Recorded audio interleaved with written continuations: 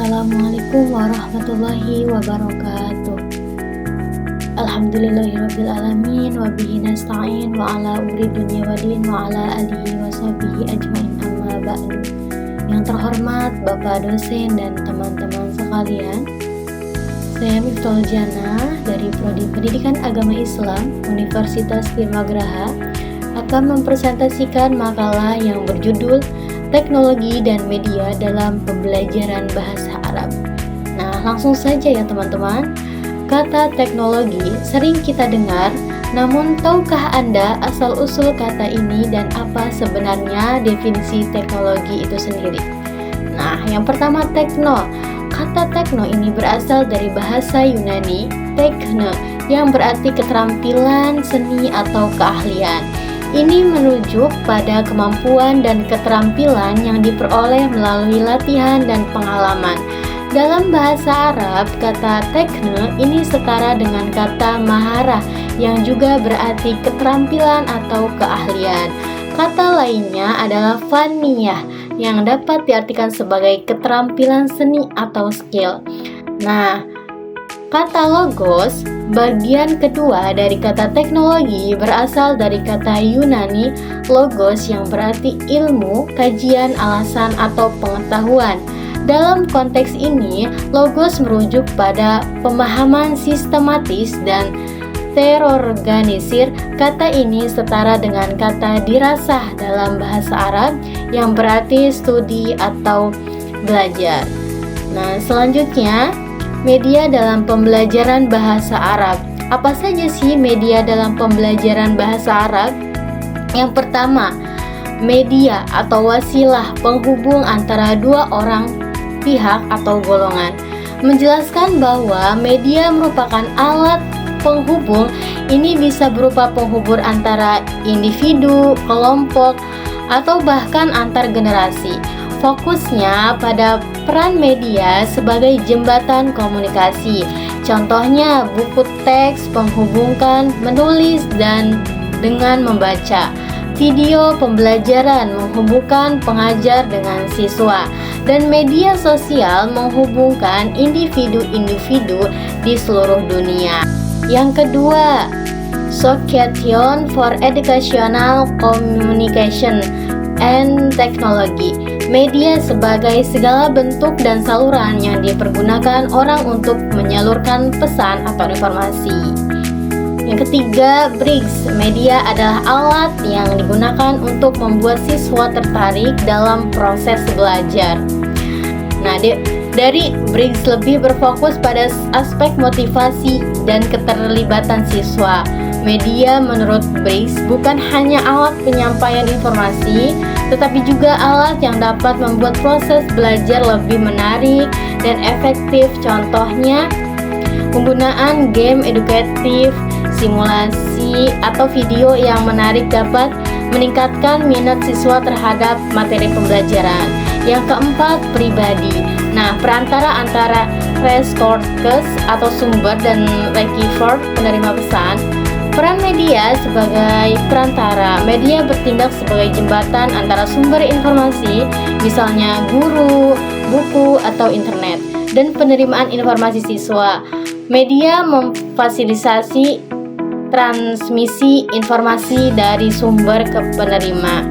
Nah, yang kelima itu semua jenis alat yang digunakan dalam proses pendidikan untuk memfasilitasi perolehan konsep, pengetahuan, keterampilan, dan nilai-nilai lainnya. Nah, adapun media yang mencakup semua alat yang digunakan dalam pendidikan untuk membantu siswa memperoleh pengetahuan, keterampilan, dan nilai-nilai. Ini adalah definisi yang komprehensif dan mencakup semua jenis media yang digunakan dalam konteks pendidikan. Nah, selanjutnya guru dan media. Pembelajaran pola instruksional di mana guru dan media pembelajaran. Nah, apa saja tuh? Yang pertama, penentuan tujuan. Proses ini dimulai dengan penetapan tujuan pembelajaran yang jelas. Ini adalah tanggung jawab utama guru. Tujuan ini menjadi acuan untuk seluruh proses pembelajaran. Nah, yang kedua, penentuan isi dan metode. Setelah tujuan ditetapkan, guru menentukan isi materi pembelajaran dan metode yang akan digunakan untuk mencapai tujuan tersebut. Ini masih berada di bawah kendali guru, meskipun pilihan metode dapat mempertimbangkan penggunaan media. Nah, selanjutnya guru. Guru berperan sebagai fasilitator utama. Ia mengarahkan proses pembelajaran, memberikan penjelasan, membimbing siswa, dan memberikan umpan balik. Guru juga berinteraksi langsung dengan siswa, menjawab pertanyaan, dan memastikan pemahaman materi. Selanjutnya media. Media pembelajaran berperan sebagai alat bantu.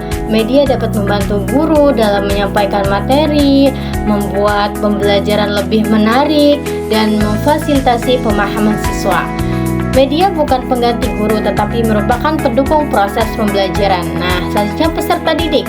Siswa adalah penerima utama informasi dan pembelajaran. Mereka berinteraksi dengan media dan guru menyerap informasi dan mengembangkan pemahaman mereka.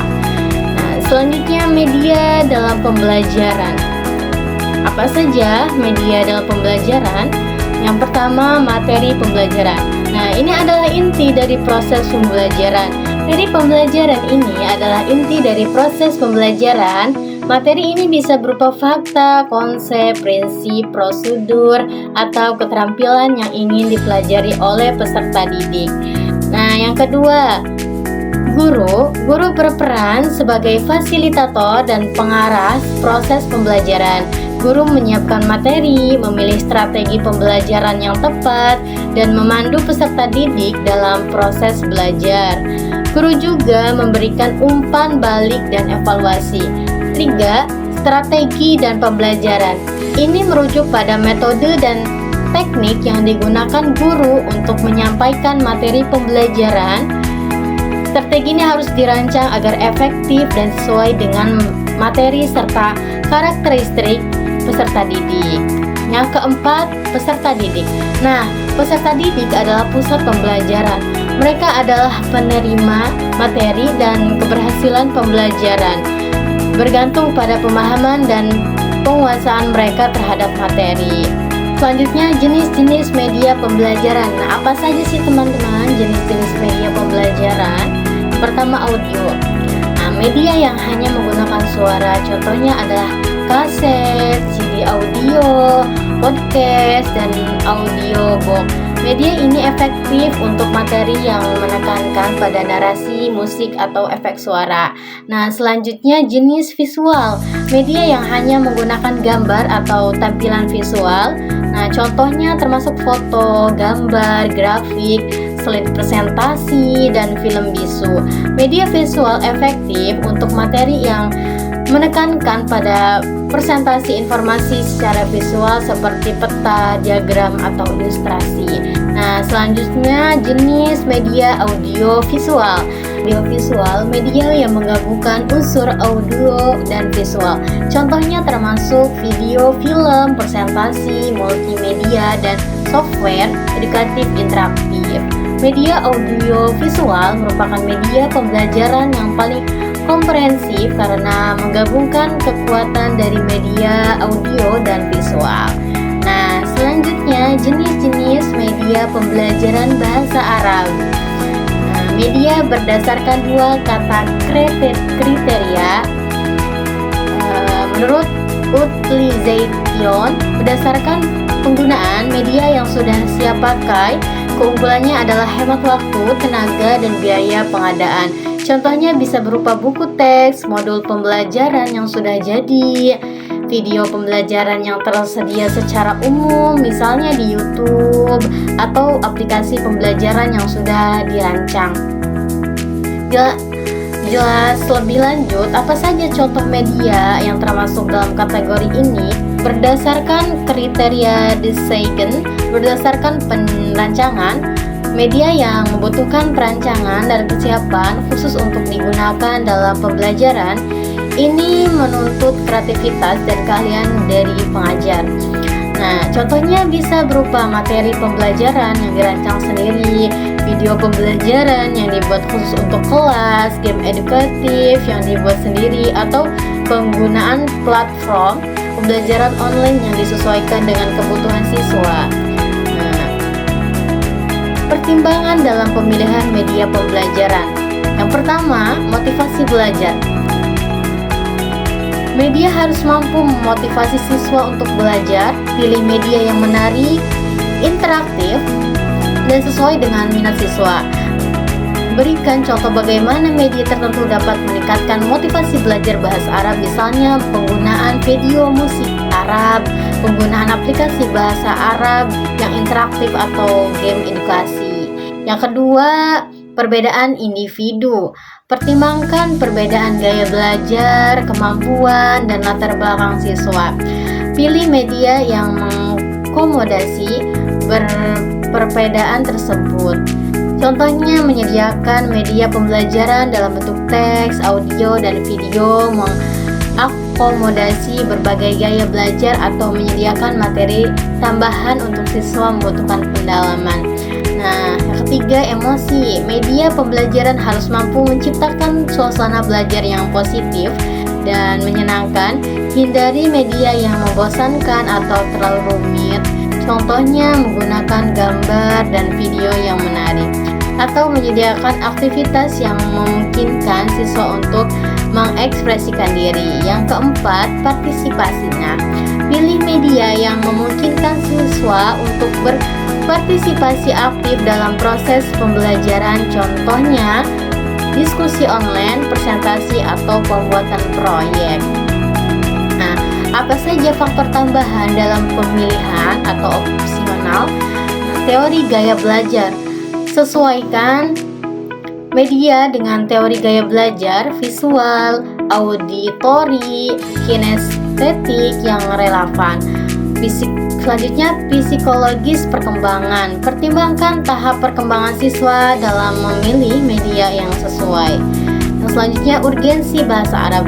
Tentukan tujuan pembelajaran dan bagaimana media dapat membantu mencapai tujuan tersebut secara efektif. Selanjutnya, teman-teman, media harus bisa mengatasi batas ruang, waktu, dan daya indera. Media pembelajaran yang efektif harus mampu mengatasi keterbatasan yang sering dihadapi dalam proses pembelajaran. Keterbatasan tersebut meliputi batasan ruang fisik, keterbatasan waktu, dan keterbatasan daya indera peserta didik. Mungkin hanya itu materi yang dapat saya presentasikan. Terima kasih. Wassalamualaikum warahmatullahi wabarakatuh.